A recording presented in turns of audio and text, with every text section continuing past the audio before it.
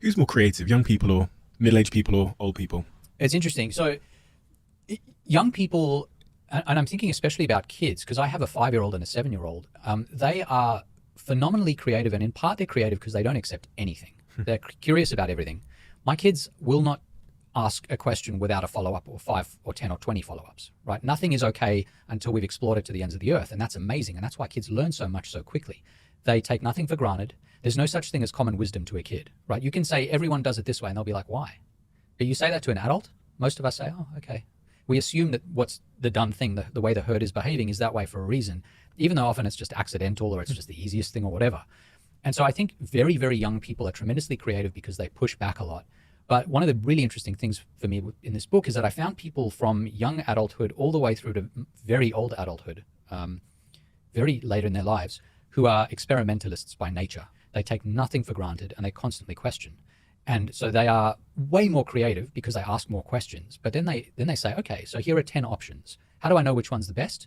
I'm going to inhabit each one for 2 months, and then in 2 years I'll know the answer. And they do this serially. And some of them become Olympic athletes, even if they don't physically have the stature for it, because they're so good at finding new techniques. I talk about one of them in the book. Some of them become business titans because they say that everyone else is doing this thing and assuming it's right. Here's a different thing that's way better. And I know that because I've tried all the other options. And they end up being really successful because that curiosity that you have in childhood, when you carry it over into adulthood, it's kind of like a superpower. And so I think it's more about the questions you ask than your age. I couldn't agree more. And it's one of the things I constantly am trying to figure out how to get my team. When you said to me that there's a certain type of person that just continues to keep asking why as they age, I was like, can you introduce me? Yeah. Because I'd love to hire them, because that's exactly, you think about what innovation is at its core, and it's that kind of rejection of convention, and that harder road, which is to try and reason up from first principles per se. You mentioned an athlete. Who are you referring to? There's this athlete named Dave Burkhoff. He was an Olympic athlete in the 1988 and 92 games, 88 in Seoul and 92 in Barcelona. He's a backstroke swimmer. He swims 100-meter backstroke and then some of the medley races. And I spoke to him for a while on the phone to understand his experiences, because he doesn't look like a lot of other backstroke swimmers. They tend to be very, very tall. The average world record holder is 6'3" to 6'4", so quite tall. He's about 5'10", which is a big difference in professional avenues if you're thinking about Olympic athletes.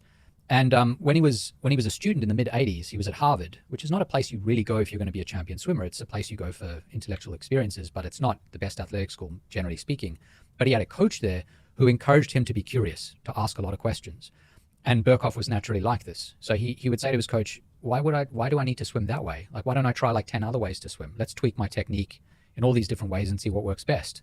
And what he ended up doing was he discovered that you swim about 88% faster when you're fully submerged under the water than when half of your body is above the water and half is below, which makes total sense from a physics perspective.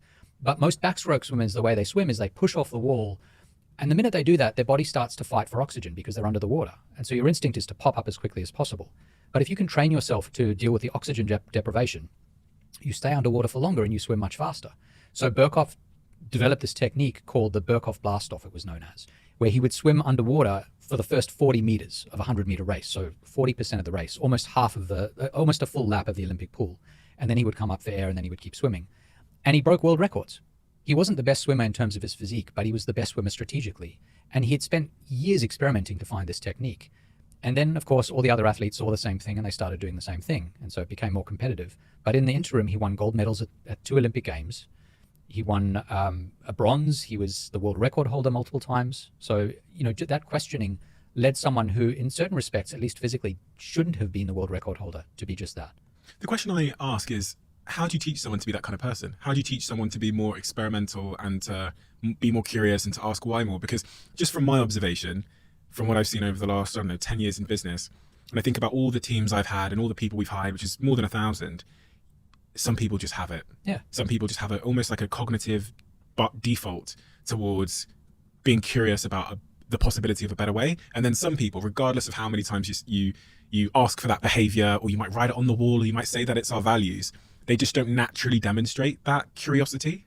Yeah, I mean, there's an individual difference variable that you're describing that's real. And with every construct, when we talk about a desirable human trait, there's going to be variance, right? Creativity, addictive personality, and so on. All of these things are going to vary on a spectrum.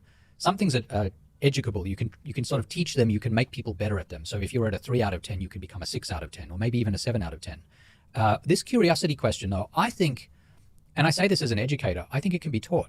And I think that's essentially what we try to do a lot of the time. That's my course. I teach a marketing course. It's maybe 3 months long. If you only come out of that course with one thing, it's to know the right questions to ask. If you're in a business and you're trying to promote a product or an idea or to create a new product, I want you not necessarily to know the answer, but at least to know what the questions should be. And so I think it's the job of educators, the job of books, the job of whatever information you get in the world to train you in that direction. And so if I were going to say, there's one thing we should train people in a business context, if you have a new employee, it's certainly the on-the-job stuff is important, like learn the skills that are important to this specific job if there are technical skills.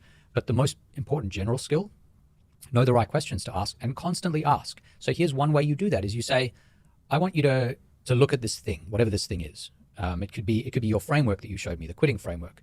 I would take everyone who I'm considering hiring, and as a diagnostic tool, I'd have them look at it and say, tell me one thing that's not right with the framework or that you think could be improved.